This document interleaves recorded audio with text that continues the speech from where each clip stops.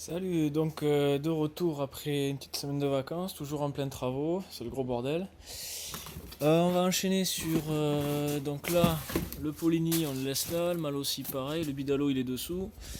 On va regarder et se concentrer sur le 512 parce que il n'y a pas d'usinage à faire, on va le monter rapido comme ça va être très vite fait.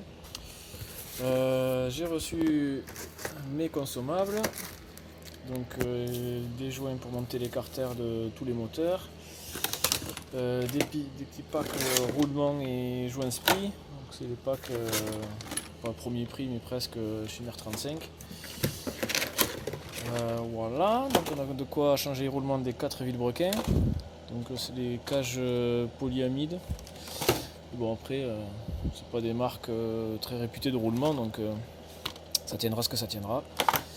Des écrous, il en manquait, de culasses. Et pour finir, des galets programmables. Donc là, je vais pouvoir m'amuser un petit peu aussi sur le variateur d'origine cette fois-ci. Alors j'espère que la soie du vilebrequin sera assez bonne pour agripper le vilo comme il faut, le vario comme il faut cette fois-ci. Chose que je pouvais pas faire sur mon moteur d'origine parce que c'était vraiment trop abîmé. Donc on va voir ce qu'on peut faire et du coup on va voir si on peut alléger un peu plus le variateur, faire quelque chose de sympa avec ça. Donc là, juste avec 3 galets sur une cage 3 billes là, régler le poids avec les petites aiguilles qu'on met dans les galets pour alourdir plus ou moins les galets. Ça peut être sympa ça. Donc on va regarder ça aussi. Donc là, on va simplement arracher les roulements et remettre des neufs. Nettoyage des carters, ils sont dégueulasses, surtout des plans de joints, parce que si ça pissait c'était pas pour rien, hein, c'était vraiment dégueulasse.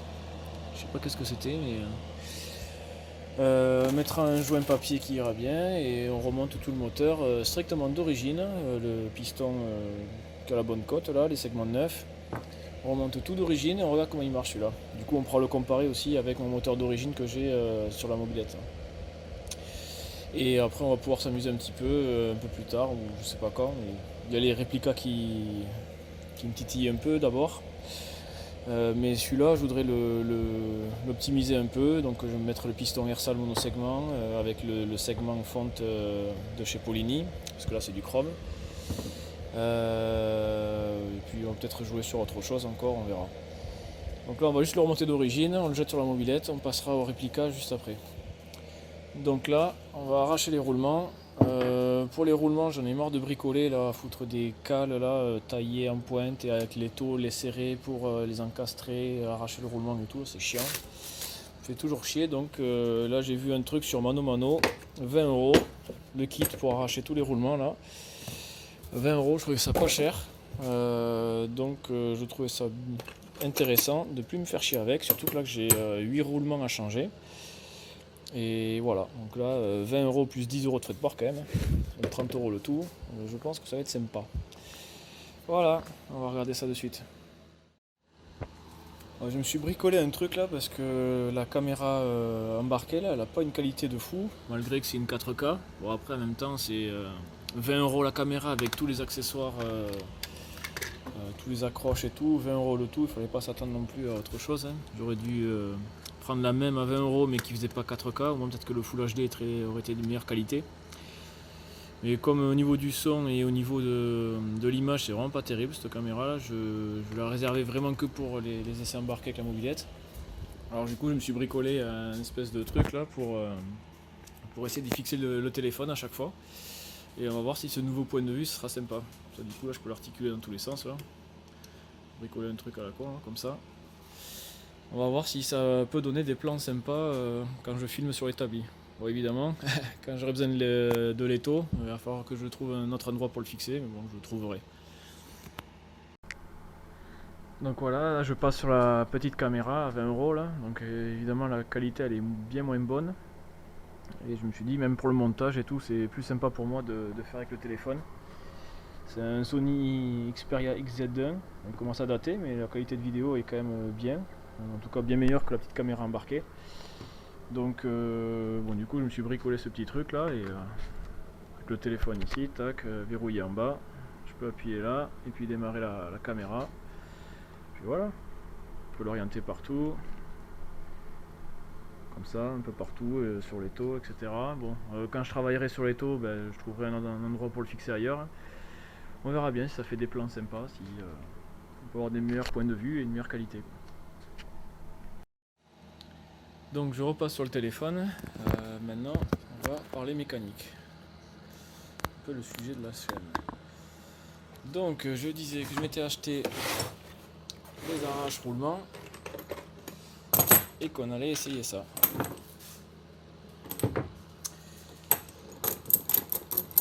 On va voir ce que ça donne. Alors, c'est donné pour 45 € prix d'origine, 20 € en promotion. Bon, les prix d'origine à chaque fois, on se demande si c'est vraiment les vrais prix ou pas. On va faire avec les gros.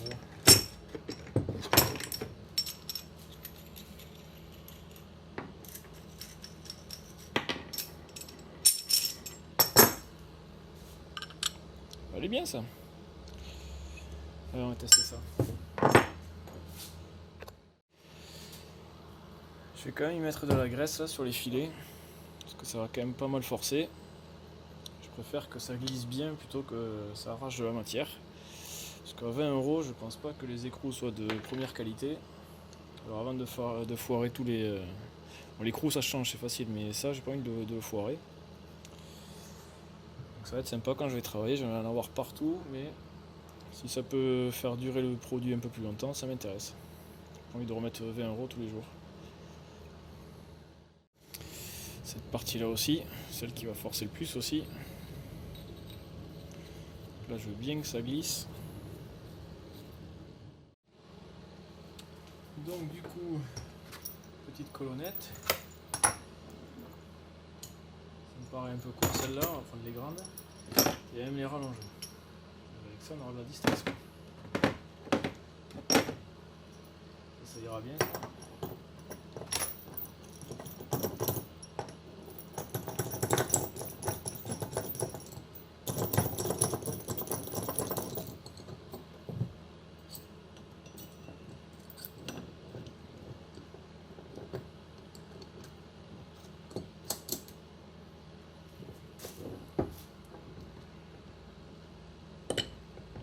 Elle est bien ça.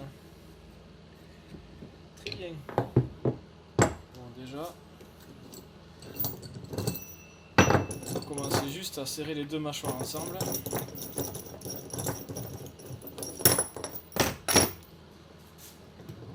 Juste à serrer ça sur le roulement. Donc déjà, rien qu'en le serrant, déjà on va voir s'il sort un petit peu, mais je pense que déjà il arrive à prendre derrière. On va voir, si ça sort pas du tout, je vais tirer directement comme ça.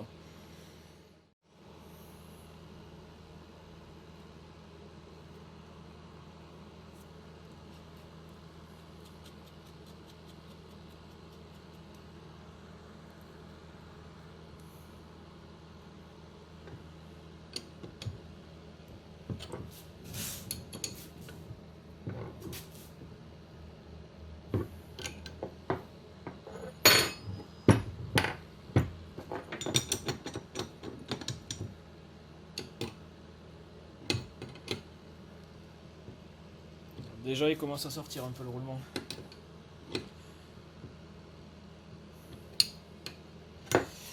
C'est sûr qu'après ça, le roulement il est foutu quoi. Là, on le détruit.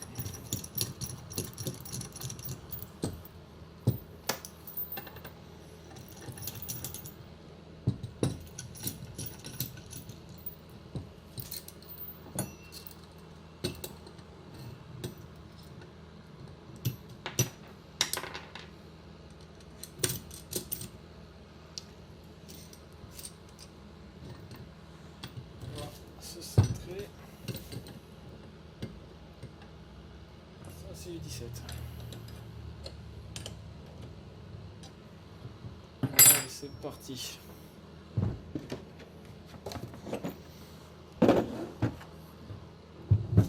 On voit bien.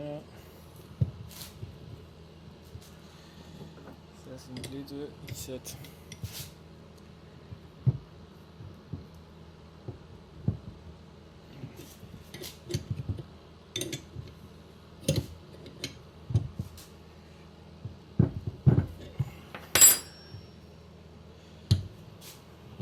oublié de rallumer la caméra, j'ai resserré un petit peu ici là, j'ai entendu un petit claquement. Donc je pense que le roulement il a commencé à se sortir un peu. On va serrer ça ici. Ça bouge plus. Et là on va y aller comme ça. Parce que le claquement veut dire qu'il a décroché, que ça y est on va pouvoir y aller. Quelque chose ici. Hop.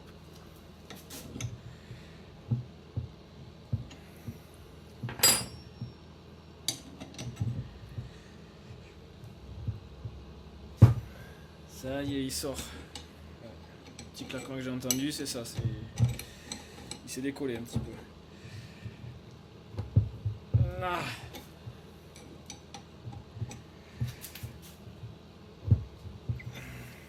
Et là, le vilebrequin, bah il y a de la force là. Tac. Bim, un coup dans le vilo.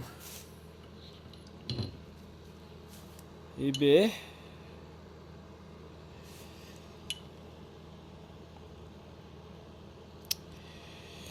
Ok. Et là, le roulement il fait encore plus de bruit qu'avant. Bizarre, non? Ah, c'est sûr que ça va être détruit quoi. Ah, on est reparti, on va faire le second. Bon, je vais pas faire les 8 roulements devant la caméra. J'en ai filmé un, ça, le principe est là quoi. Juste un petit point sur l'outillage. L'outillage a marqué un peu ici. Mais au doigt, je sens même pas de creux ou de bosse ou quoi que ce soit. Donc ouais, l'acier a l'air pas mal ici là. Ou de la fonte, on dirait de la fonderie ça. Donc ça a l'air plutôt estampé. Plutôt que fonderie, ouais, c'est de l'estampage ça je pense. Vu les bavures là. Bref, du coup le tirage là pour 20 balles il a l'air pas mal. Il n'y a pas de marque, il n'y a rien. Je vais voir le deuxième roulement, on va voir comment ça se passe. On va voir ça, mais ça a l'air pas mal. Donc je vais faire comme le premier, je vais d'abord serrer ces deux jusqu'à que le roulement claque un peu. C'est-à-dire qu'il va commencer à se décoller. Plus facile de serrer comme ça que de serrer là-dessus. Et après j'arrache avec ça.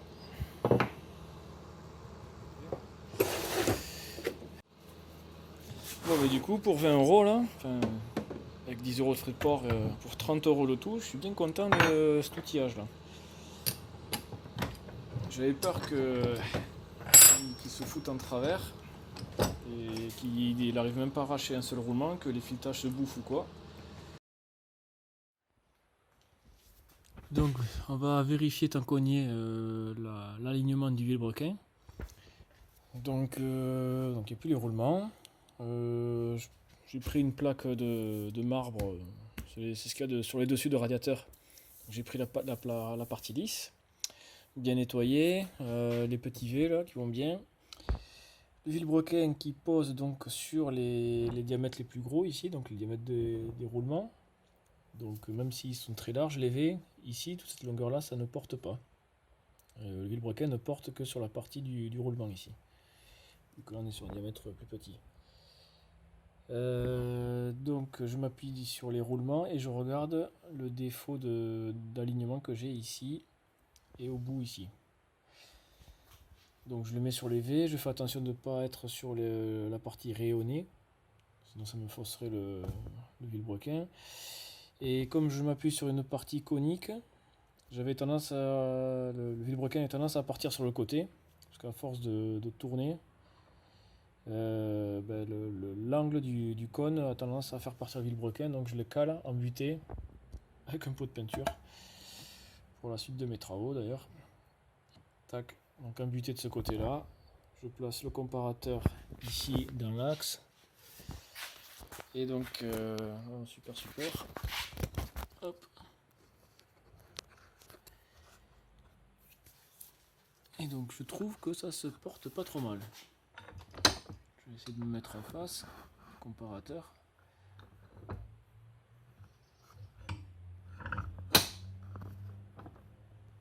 Là. Donc là par exemple on est sur le 50.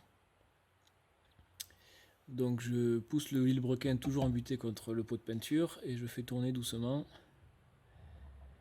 Donc là j'ai un demi centième, un centième, 2, 3. Ah, il revient pas au 50. Donc je suis à 53 presque et je redescends à 50 et demi. Donc j'ai un défaut de 2,5 centièmes, presque 3. Bon, c'est pas top, mais bon, pour un moteur d'origine, ça ira très bien.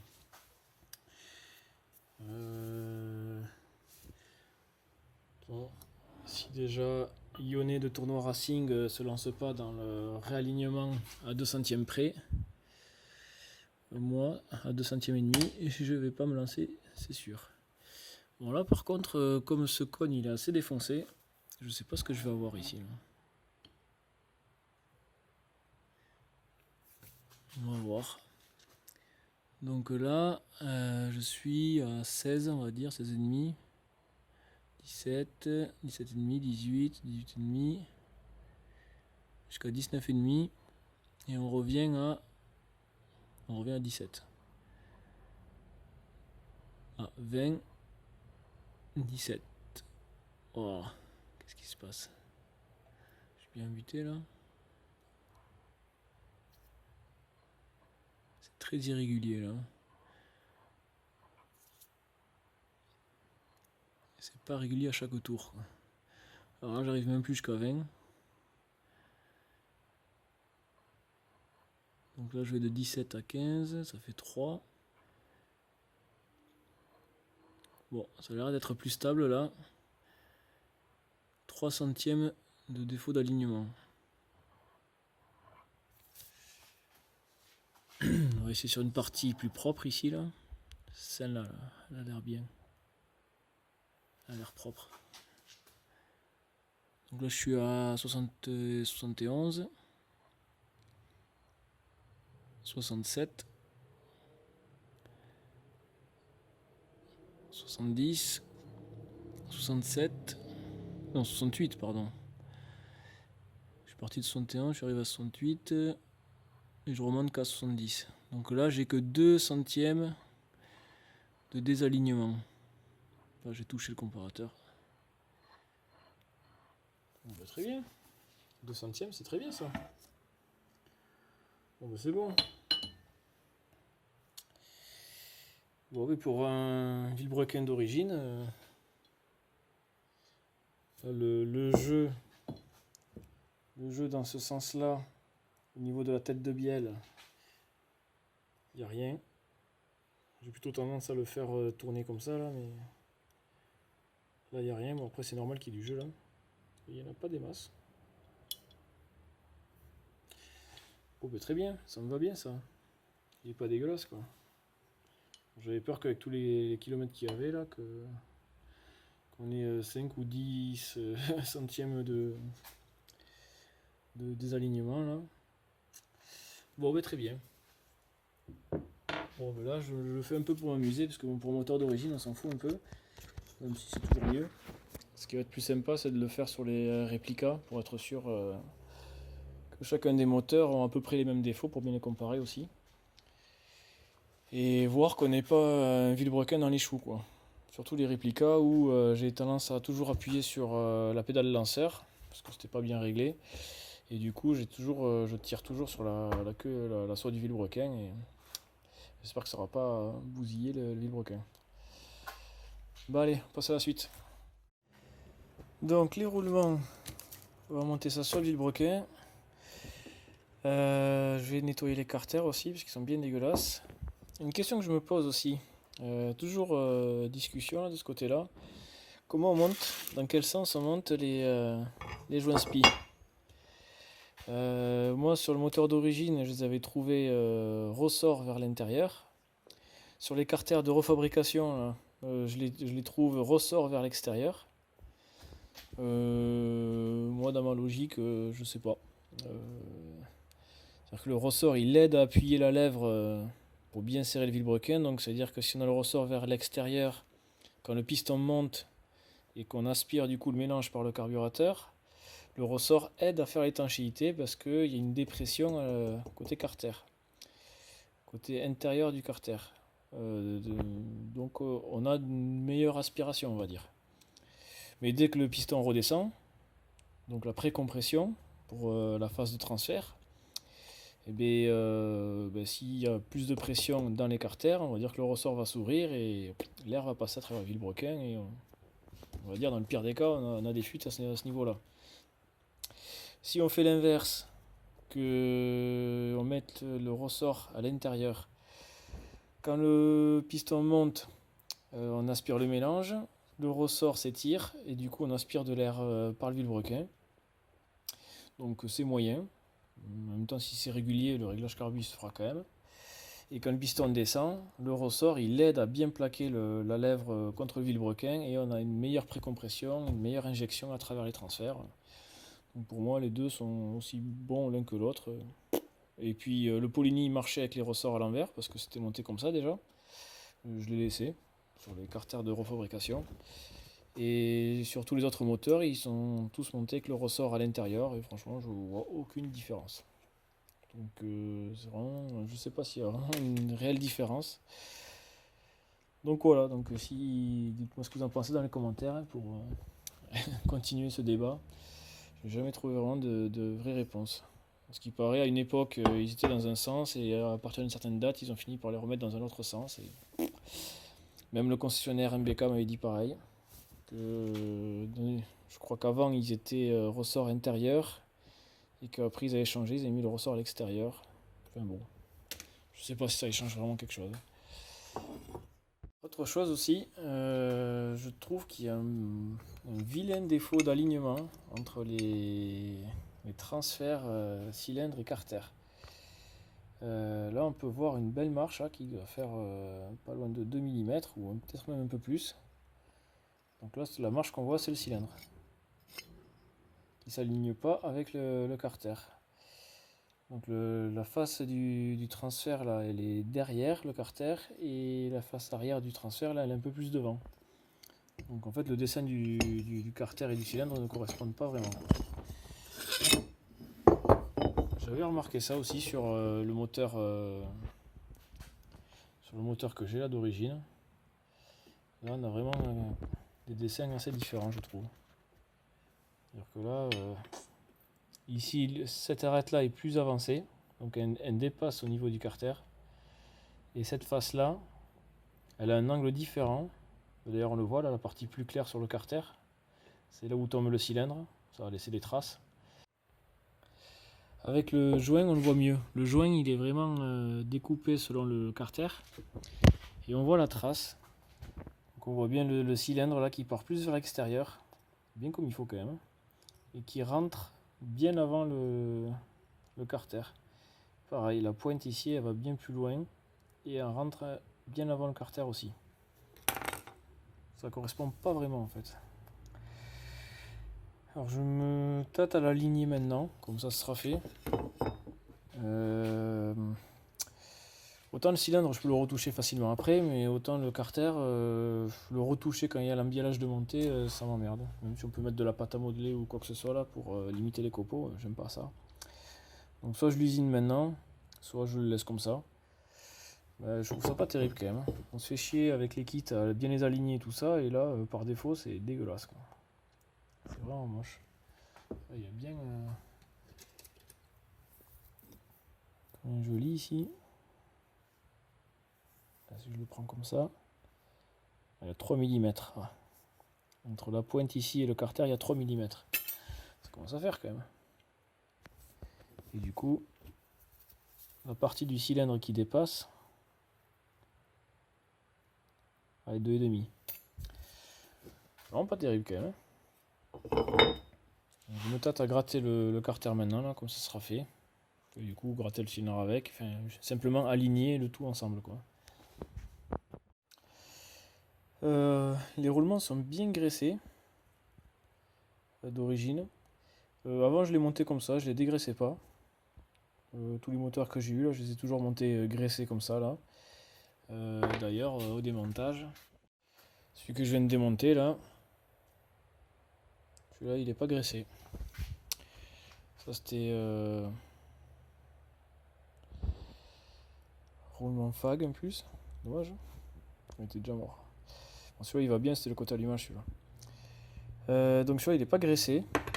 Et moi je l'ai monté graissé. Je dis bon ça va dégraisser tout seul dans le moteur. On verra bien comment ça se comporte quand je démonterai des roulements que j'avais montés là sur le Malossi, sur le Polini. Mais là je vais me la jouer à la Tomahawk, là je vais dégraisser, je vais carrément tout dégraisser, mettre le roulement à nu, comme ce que je viens de démonter là, et ça sera simplement l'huile du mélange qui va les graisser. Donc, nettoyant frein, soufflette. Bon, j'ai fini de dégraisser avec de l'essence.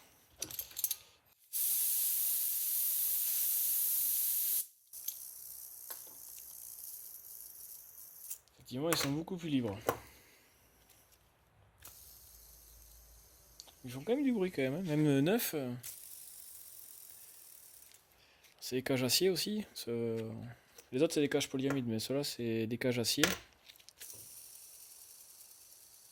font quand même du bruit. Ça touche le gant là ou quoi?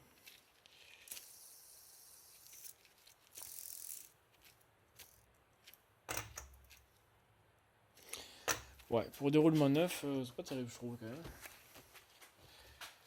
La marque là c'est bon, c'est le premier prix de refabrication ça. Et là c'est marqué TPI. Et après c'est la référence S6302/16 VI. TPI S6302. Il n'y a rien d'autre. Ouais, bon pour l'origine ça ira, j'espère que les polyamides ça sera mieux quand même. Bon bah on va monter ça sur le vilebrequin. Donc du coup je fais avec un tube de guidon de vélo. En fait si on regarde une de mes premières vidéos que j'ai là sur la restauration à l'origine, ça c'est le tube de guidon qu'il y avait là, qui était relié avec des vis là, qui était complètement rouillé. La partie d'ailleurs rouillée je l'ai scotché pour pas qu'elle mette de la merde dans les roulements quand je fais le montage. Donc ça c'est un tube de guidon en fait tout simplement. Donc le diamètre extérieur il fait 22 et quelques. Je sais pas, c'est un pouce. Et l'intérieur ça fait 18,5 à peu près. Donc ça me permet vraiment de taper que la bague intérieure.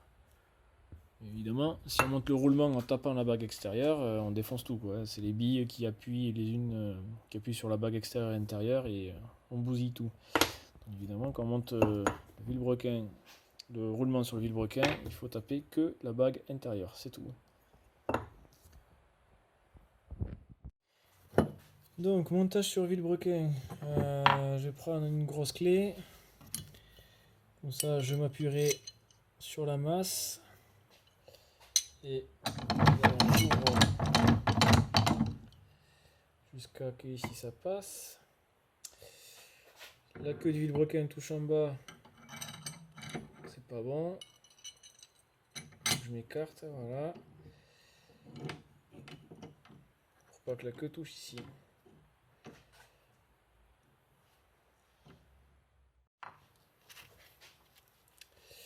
Donc un petit peu d'huile, ça fait pas de mal pour aider le roulement à glisser. On va faire quel côté? Côté allumage d'abord.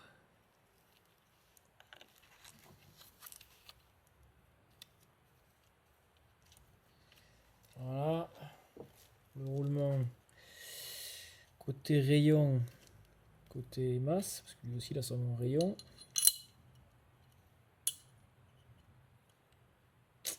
Voilà. Je vais faire en sorte d'avoir la clé le plus au centre possible. D'avoir la bielle perpendiculaire à le manoton en haut. Je me place ici. Le but est de taper sur la clé et pas sur le vilebrequin.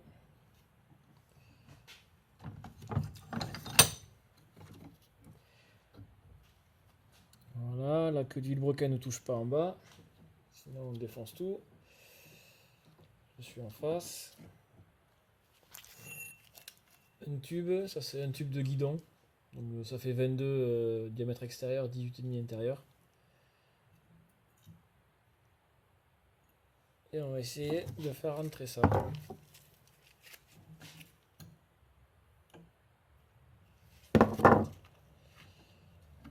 Alors, c'est de tenir la clé, le vilebrequin et le tube.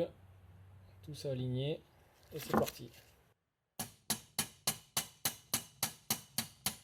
Ça et ça rentre.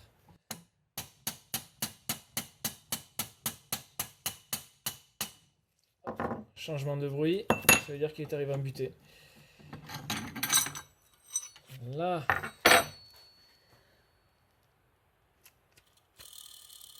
Quel bruit de merde ce roulement alors.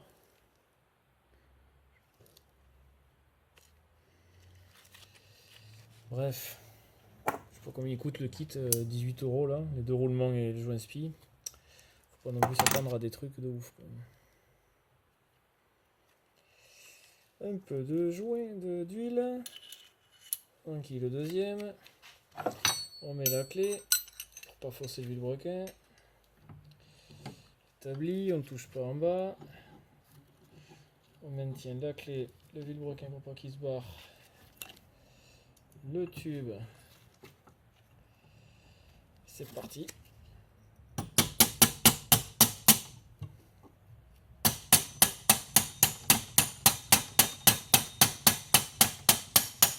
Tac. Le bruit change, c'est-à-dire que je suis imbuté. Et effectivement, je suis imbuté. Ouais. Bon, maintenant, on va pouvoir le remettre sur l'évé et voir si j'ai tout défoncé ou pas.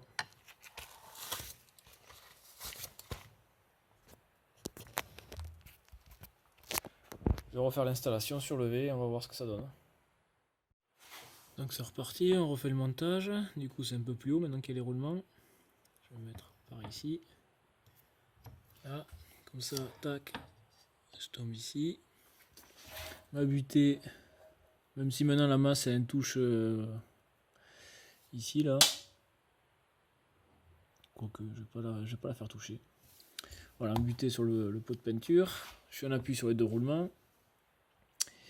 Et je mets en bout, à côté à l'image. Donc là, je suis à 71.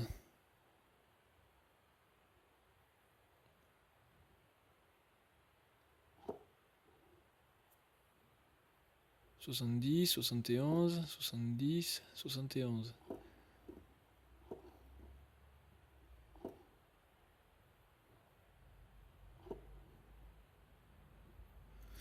Mais c'est mieux que tout à l'heure. Bizarre. 72, il a sauté. 71, 70, 71. Putain, 1 centième, c'est génial. Ouais, genre le fait de lui mettre les roulements, ça va mieux quoi. Ok, admettons. J'aurais en fait faussé le vilebrequin dans le sens où ça l'améliore. Et ici, côté vario, ça donne quoi? On se mettra tout en bout là, en espérant que c'est pas le côté mâché. Pas très joli ce côté. Donc là je suis à 30. 30.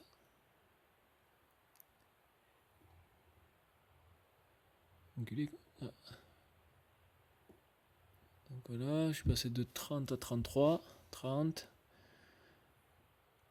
33. Alors 3 centièmes. On retrouve les 3 centièmes donc. Je vais mettre sur une partie propre ici. Donc là je suis à combien? Je suis à 88. 89. 89 et demi. 88. 89. 89 et demi.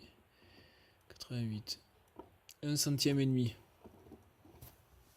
1 centième et demi ici et 1 centième ici, c'est royal quoi. Alors, le vilo il est super bien aligné quoi. Eh bien, génial. Voilà, nouvel embiellage. avec les roulements qui font du bruit et qui sont neufs. Donc c'est comme ça que ça doit être. Et finalement, peut-être que les roulements que j'ai sur les autres vilebrequins, ils sont pas bousillés alors. C'est bizarre que j'ai un roulement côté allumage qui fasse pas de bruit et côté variateur qui fasse du bruit, quoi. Là, les deux font du bruit, quoi.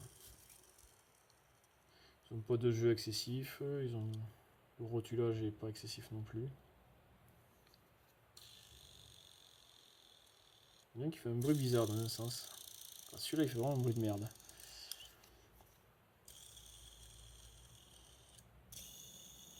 Celui-là il est mieux. Ouais, à 18 € le pack roulement joint spi, c'est pas non plus... On va dire que pour un moteur d'origine ça ira très bien. Allez, ça c'est fait. Donc maintenant, on va passer au remontage bas moteur. Je me tâte vraiment à gratouiller ce qui manque là, ça coûte rien et moi je dormirai mieux la nuit là d'avoir des transferts alignés là. Ça va me travailler ça. Alors, un montage dégueulasse comme ça, je trouve ça vraiment moche quand même. C'est d'origine et c'est même pas aligné, ça me fait chier quoi. Voilà. Je vais arrêter là cette vidéo là, je pense qu'elle sera déjà assez longue. Je vais essayer d'accélérer un peu plus là, pour les prochaines vidéos, parce que ça va faire des très très longues vidéos. Et je vais pas forcément, enfin vous me dites dans les commentaires, remontrer le montage des roulements sur les autres vilebrequins, etc. Les étapes identiques là, je zapperai un peu quoi, je ferai de mon côté. Je vais pas faire des vidéos identiques à chaque fois. Allez, on verra ça dans une prochaine vidéo. À la prochaine, salut.